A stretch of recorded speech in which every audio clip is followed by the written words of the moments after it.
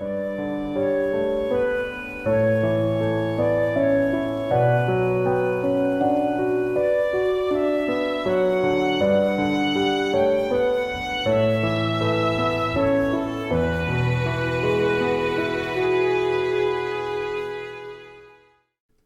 this episode of The Wandering Gaboon, we're going to be talking about northern goshawks. Northern goshawks are a large woodland species of raptor that in recent years has become increasingly less common. The state of Pennsylvania has listed the goshawk as endangered as recently as 2021.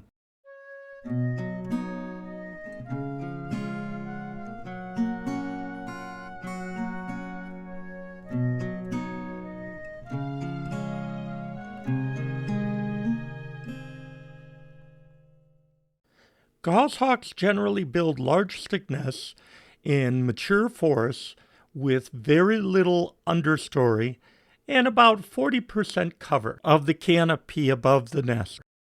All right, today we're venturing into the Adirondack Park. We're going into the great woods to search for goshawk nests. It's February 4th. People think, wow, it's early. Goshawks aren't nesting right now, right? Well, they're not, but this is the time to go. You go when it's cool weather, there's no bugs, very few leaves in the tree, so it's easier to find the nests. And we search for old nests, and the old nests give us an idea where they're going to nest, because a lot of times they come back to the same place, use the same structures, but sometimes they'll build right next to them or within a couple hundred yards or so from it. So come with us. Reggie and Roxy and I are going to go look for gosh nests. All right, here we are in goshawk habitat. We're surrounded by mature white pines. Goshawks don't always nest in white pines, but it seems like in northern New York in the 80s they shifted. Before it used to be deciduous trees, and now we tend to find them mainly in conifers. Out of the 120, 140 nests I've found through the decades, only 3 of them have been in deciduous trees. Most of them have been in conifers like this. This is actually the location of the very first active goshawk nest that I ever found. I affectionately call this place the Boneyard because the male here was an amazing hunter, and it seemed like every time you walk through the woods, you would hear the crunching of the bones underneath your feet. And you look down, and the whole forest floor was littered with bones from the prey of the goshawks. So we're going to check out here. We're going to see if we can find an old nest. And we'll see what happens. All right, here we are in ideal goshawk habitat for northern New York. Now, goshawks used to nest in deciduous trees, mature deciduous trees, but around the 1980s, they started shifting over to mature coniferous trees. We have a theory that has to do with the increased predation of goshawk nests by fishers. And the fisher population kind of exploded in the 80s. Dr. David Brinker has documented evidence of fishers predating goshawk nests in Pennsylvania. It is believed that the main 2 predators of goshawks are fishers and great horned owls. Not only do great horned owls prey on goshawks, but they also will steal their nests. We had a nest one year where the great horned owl took it over, and about 100 yards away, about 200 yards away from that nest was a new goshawk nest. And it was every time the goshawk was flying around, the great horned owl was hooting. Needless to say, there were a lot of tense moments for both birds. The pictures you see here are great horned owl taken from an old goshawk nest. And it really doesn't help the goshawk that both species prefer the same habitat. Because of that, we tend to find a lot of great horned owls sooner or later taking over old goss nests. So when we're searching, usually it helps to have more than one person, and we spread out and we're searching, we're looking for old nests, we keep our eyes open. Any stick nest that we find, we check out. We look underneath the nest to see if there's any kind of old prey remains. We look on top of the nest to see if it's new sticks and if there's greenery, that type of thing.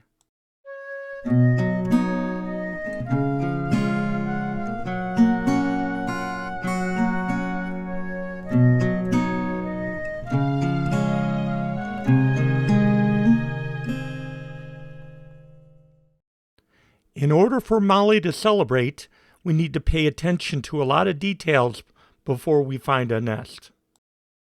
Contrary to popular belief, we don't climb the nest before we know that the birds are actually there.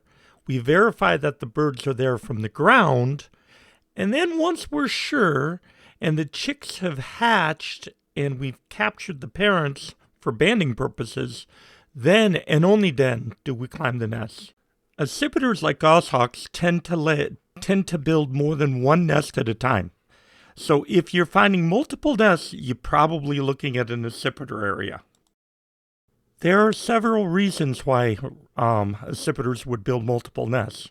One is to confuse predators, kind of like the shell game.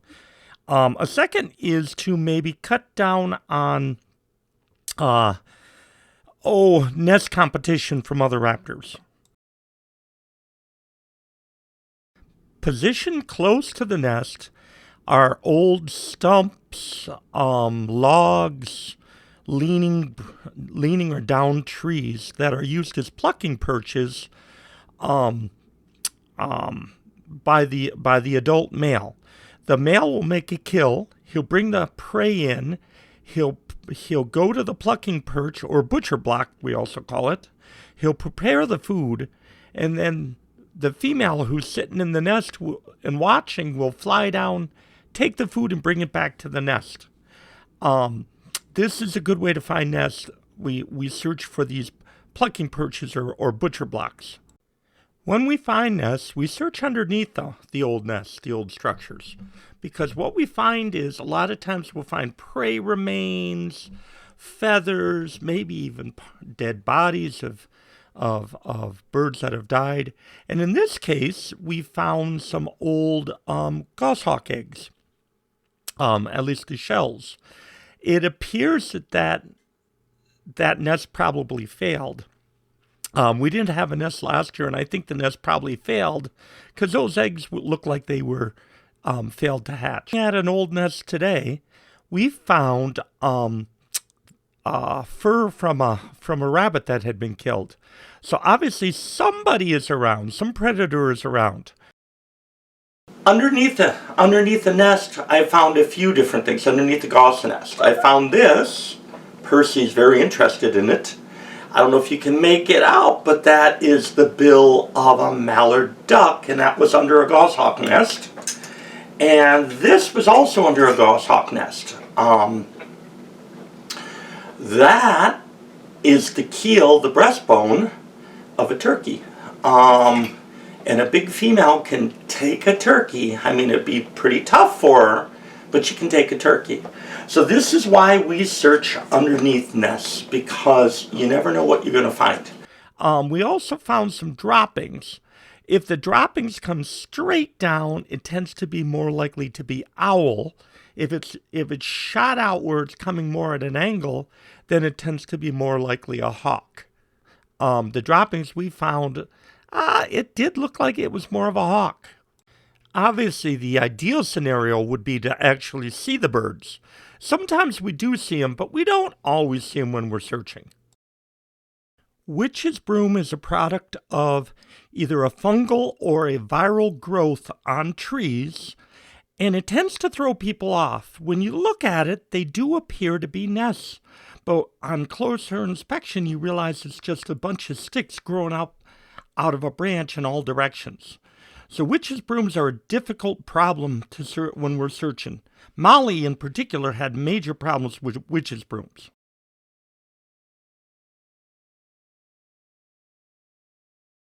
Here is video footage of Molly after she found a witch's broom and she's celebrating, but before she realized it wasn't actually a nest. Here are some examples of witch's brooms that I found on the internet. As you can see, they look very similar to a nest. That's why it confuses people. I get confused by them all the time. Molly's not the only one, although she's fun to harass. One technique that we use that helps us find goshawk nests relatively easily sometimes is to broadcast their call. Goshawks are extremely territorial and will not put up with another goshawk or another bird in its territory. So when they hear another call, they come over.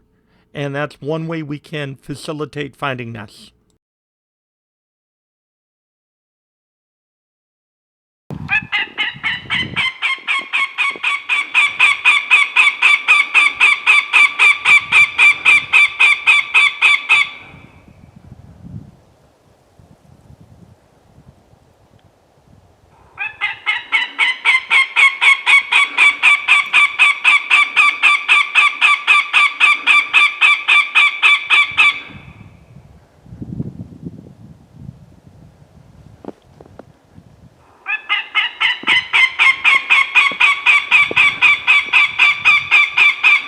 Through the years, we've noticed that goshawks seem to be nesting earlier and earlier. Back in the day, when I first started, you could set your clock by it. April 15th, they were on eggs. May 15th, the eggs have hatched. Now, it seems like the eggs are hatching early April, maybe even as early March. It's very interesting.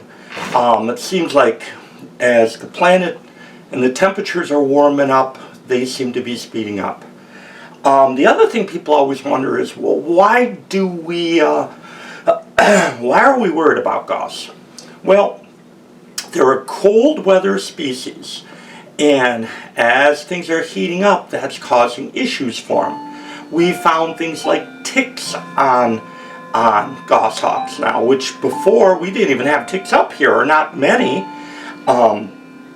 Not only are we finding ticks, but we've also had goshawks die, and we've sampled their blood and tested their blood, and they've tested positive for West Nile virus. So all of a sudden, all these things that are more of a warmer climate kind of problem are starting to come up in this area. New York State has gotten serious about checking into how is the population doing. So Angie Ross, who runs the Mammalian and Avian Studies for New York State, contacted us, and she said, hey, we're trying to put together a project to determine how many goshawks we actually have nesting in the state annually, which is a really good idea because, as we've said, goshawks appear like they're having issues.